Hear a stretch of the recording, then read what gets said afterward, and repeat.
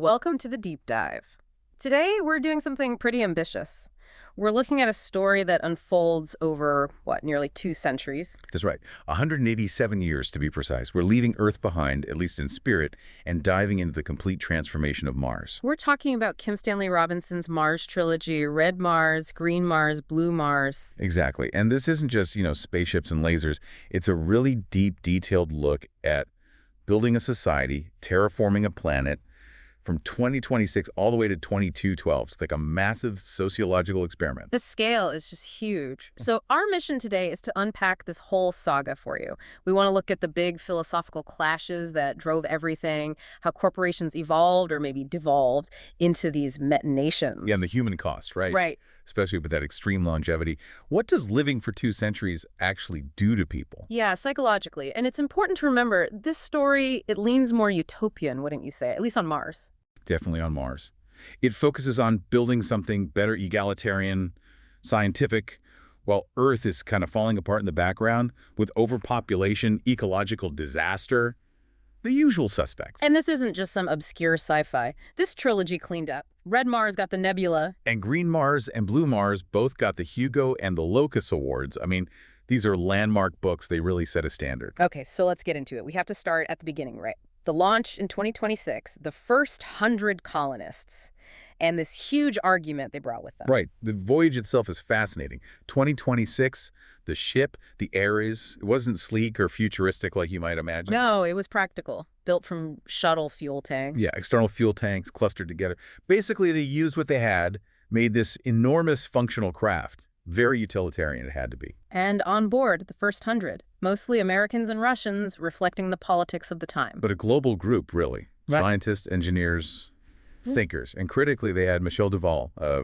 French psychologist. His job was just to watch them. Essentially, yeah.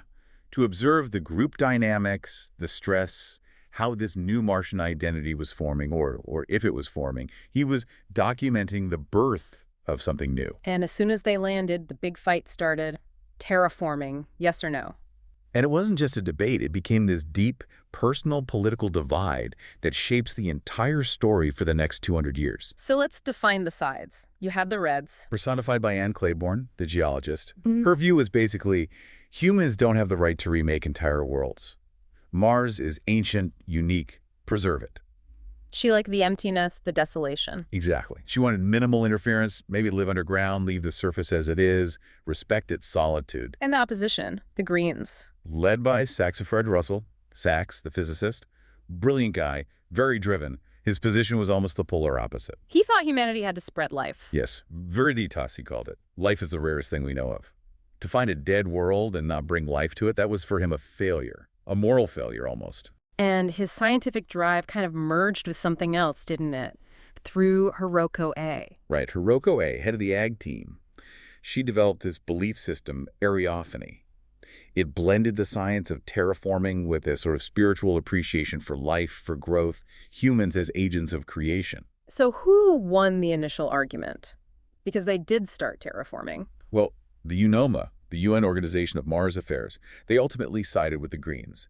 That gave the green light for these massive initial projects. That's the moholes. Yeah, drilling deep shafts into the crust, kilometers deep, to tap geothermal heat for power and also to release gases, warm things up a bit. And Sachs's cocktail of gases. The Russell cocktail, yeah. Designed to thicken the atmosphere, trap more heat, early steps, big steps. But while they're drilling, Earth politics are creeping in. The corporations. The transnational corporations, or transnats, they become incredibly powerful back on Earth, basically dominating governments. And they found ways to extend that power to Mars? Through loopholes, using smaller nations as flags of convenience, registering their Martian operations under these compliant countries to bypass UNOMA rules. Yeah. It was a slow squeeze, tightening corporate control. Which just added fuel to the fire among the first 100 leaders, that power triangle. Boone, Chalmers, Maya. Oh, yeah. John Boone, the American hero, first man on Mars, the face of the mission. Frank Chalmers, the pragmatic, maybe ruthless American technical lead. And Maya Toitovna, leading the Russian group, very sharp politically. And the sources say Boone and Chalmers weren't just political rivals. They were competing for Maya, too. Definitely. It was personal, intense, and it leads directly to disaster. The book opens with Chalmers setting things in motion for Boone's assassination. Starts the whole story on a really dark, cynical note. It's interesting about Boone, though. He seemed like the simple hero, well, here we are, but later turns out he was addicted to a Meggendorf. Yeah, this fictional endorphin-based drug.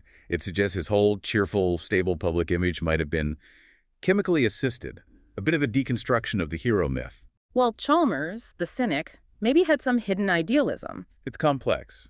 His methods were often brutal, but maybe driven by a vision. But his approach definitely created resentment. And that resentment found a voice in Arkady Bogdanov. Bogdanov, yeah. Russian engineer, anarchist leanings. He's the real spark for revolution. His Bogdanovism becomes this core Martian idea. Mars must be free. Free from Earth's control, its history, its corruption. Build something totally new. What really pushed things over the edge, though, was longevity, right? Absolutely. Vlad Tanev, another original, invents these treatments that basically stop aging. People could live for centuries. But Earth, struggling with its own problems, restricts access. Massively. Which makes Mars suddenly the place everyone wants to go. You get this huge, uncontrolled wave of immigration. More people, more pressure, more transnat control. And that's the trigger. Bogdanov sees Mars becoming just another Earth colony, exploited. So, 2061, the first revolution kicks off. It starts well for the rebels, but Mars is fragile. Extremely. Life support, habitats. You need stability. Earth's forces, or the transnat forces, were willing to be much more brutal. They had the advantage. Bogdanov is killed. Yeah, the city he was in gets bombed, decapitates the movement. But his death leads to this massive retaliation by his lover, Nadia Chernyshevsky. The engineer, she designed the first settlement. She turns Phobos into a weapon. She uses a hidden system Bogdanov built into the moon Phobos, where the main military base was. What does she do? Causes it to decelerate, forces it into the atmosphere, it breaks apart, destroys the base, and this is huge. It severs the cable to the space elevator. The Clark asteroid tether, that snaps. Yeah, whips across the planet.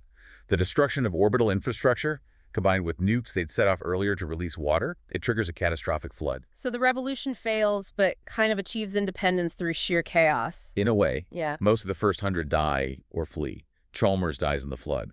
The survivors, Sax, Anne, Maya, Nadia, Vlad, they escape to Hiroko A's secret base, Zygote, under the South Pole. And Phyllis Boyle, the transnat ally. She gets flung into space when the elevator tether snaps on Clark, literally ejected. Wow. So by the end of Red Mars, Earth's in chaos, transnats are consolidating power there, and the future of Mars rests with the survivors hiding underground and the kids. The Nisai, the first generation born on Mars. The hope lies with them. Okay, part 2, Green Mars. We jump forward 50 years, early 22nd century. What's changed? A lot. Mars is literally greener. The terraforming has progressed. Plants can actually survive outside now, though the air is still not breathable. It's a different planet. But Earth still has control. Heavy control. And that hidden refuge, Zygote, it failed. The ice dome collapsed due to melting. So the survivors had to scatter. Yeah. The remaining first 100, their kids like Nerylon and Peter Claiborne, they spread out, forming this underground network, the Demimonde, still fighting for autonomy. And the corporations have evolved, too, into metanas. Right. Metanational corporations. They're not just companies anymore. They're like nation states. Yeah. Huge global power brokers controlling resources, populations. It's a scary evolution. And there's a difference between them. Praxis versus Subarashi. Yeah, Robinson contrasts them. Praxis is presented as more benevolent, maybe, pushing for democratic business models, partnerships. They actually send Art Randolph to Mars to help the resistance. Why would they do that? Long-term thinking, maybe. A stable, independent Mars might be better for business eventually than a constantly resisting, exploited one. Subarashi, though, is the opposite. Pure exploitation. Pretty much. Treating Martians like cheap labor, trying to run Mars like the police states they helped create back on Earth. That conflict becomes key. And meanwhile, the terraforming just keeps going, bigger and bigger. Oh, massively. Yeah. Under corporate direction, mostly, but using Sachs's green ideas. We're talking continent-sized mirrors in orbit to melt the poles faster. Drilling moleholes deep enough to create volcanoes? Essentially, yeah. Tapping magma to release more gases, heat things up, melting the entire northern ice cap to get liquid water flowing. Rivers, lakes, the scale is just mind-boggling. But the underground, the Demimonde, they're fighting back. Preparing. Converting those moleholes into hidden missile silos. Sabotaging corporate projects. And they make this big move with Deimos, the other moon. They move it. Propel it right out of Mars orbit. Why? Learn their lesson from Phobos, didn't want another potential military base hanging over them. It was a preemptive disarmament. Smart. Now, Sax Russell, his story takes a dark turn here. He goes undercover. Yeah, after the first revolution, he infiltrates the corporate structure as Stephen Lindholm. Keeps working on his science from the inside. And runs into Phyllis Boyle again. She survived being flung into space. Somehow, yeah. She made it back, still connected to the corporate side, though maybe less powerful. And she and Sax, well, Lindholm, Yeah. start a relationship. Ironic, huh? Until she figures out who he really is. Exactly. She exposes him. He's arrested, tortured for information about the underground. It's brutal. The stress causes a massive stroke. Leaving him with aphasia, unable to speak. Expressive aphasia, yeah.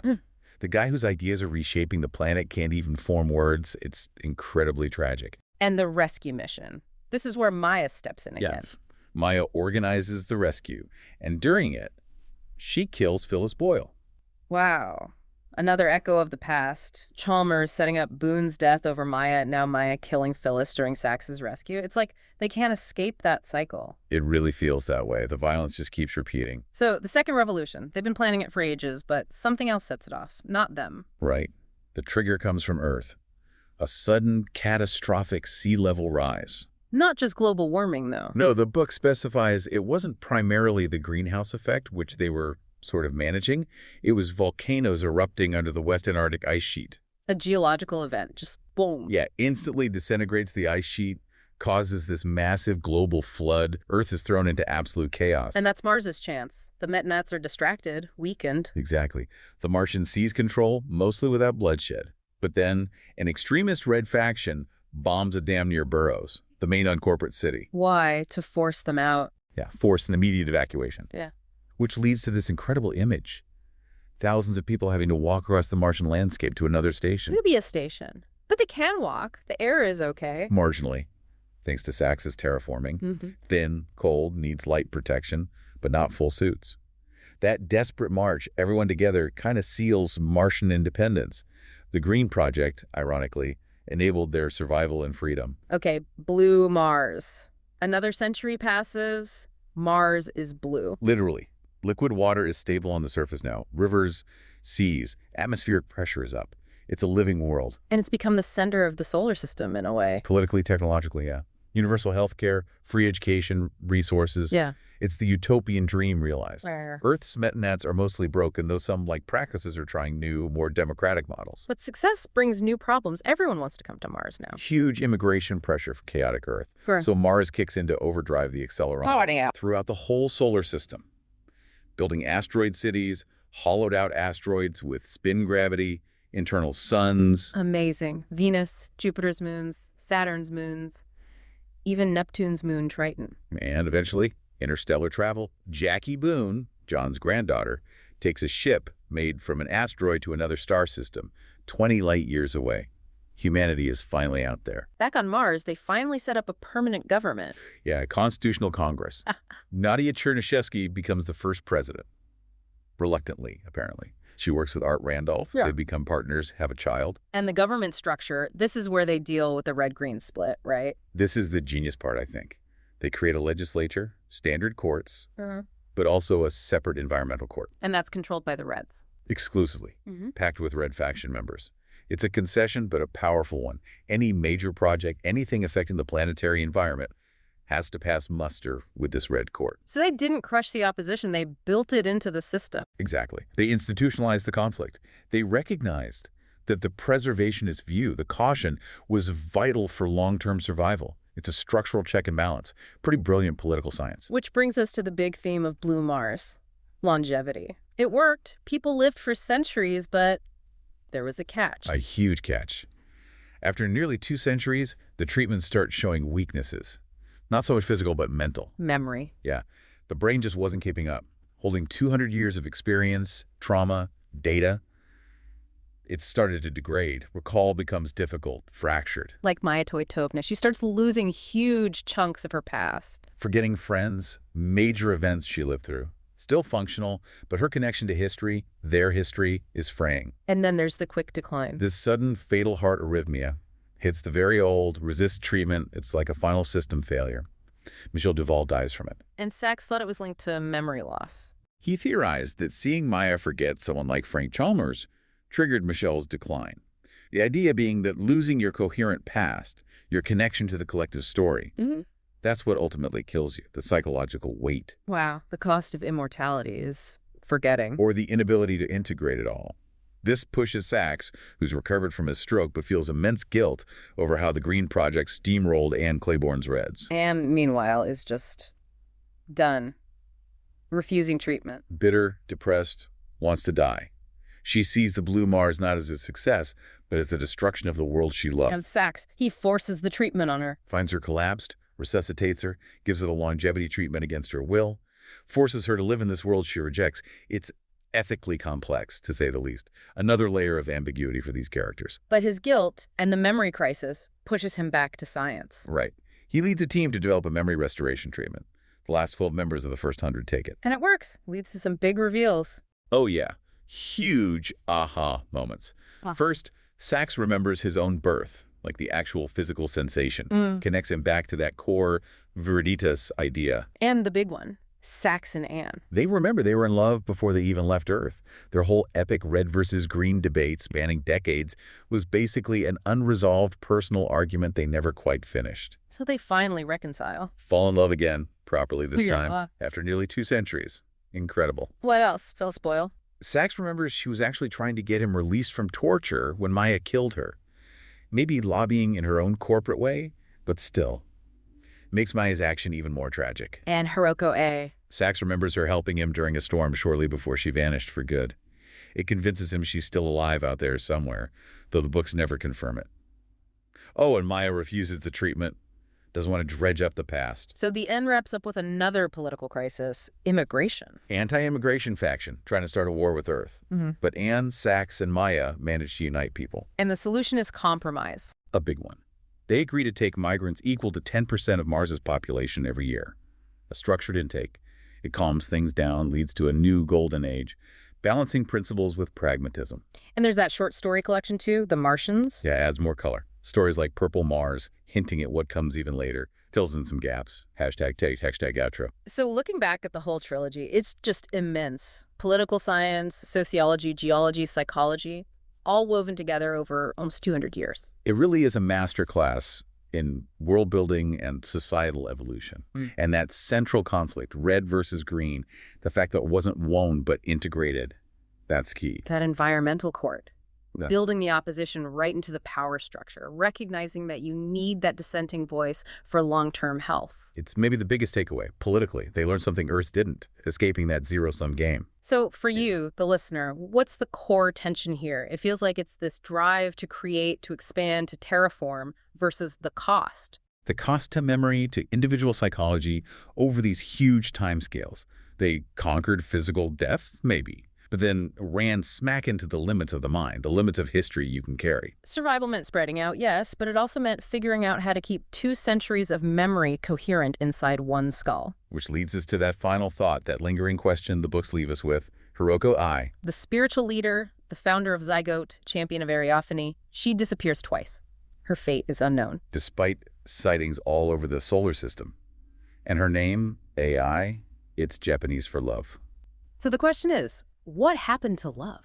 What happened to that life force on Mars in this vast, complex system they built? Did it just get absorbed, forgotten like old memories? Or did it escape somehow? Yeah. What becomes of that fundamental impulse in the face of centuries of progress and conflict? It's something to chew on. A perfect unresolved note to end on. Thanks for diving deep with us into the dust, the plants, and the oceans of Mars.